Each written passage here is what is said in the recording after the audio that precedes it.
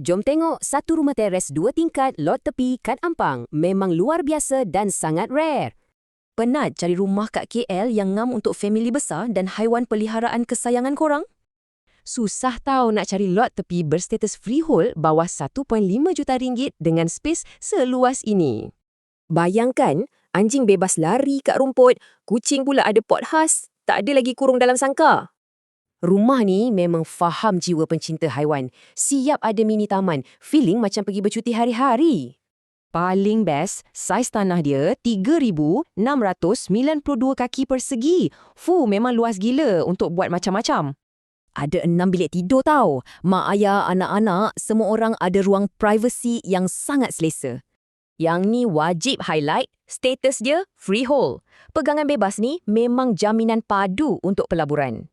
Ruang binaan dalaman dia lebih kurang 2,400 kaki persegi. Sangat luas, memang puas hati duduk. Lengkap dengan bilik TV, dapur basah kering dan kabinet. Nak layan tetamu pun senang sangat. Kat luar pula ada ruang santai berbumbung dan paling rare, stol luar khas jadi rumah haiwan. Ini penemuan rare, pelaburan menonjol yang confirm cepat sold out.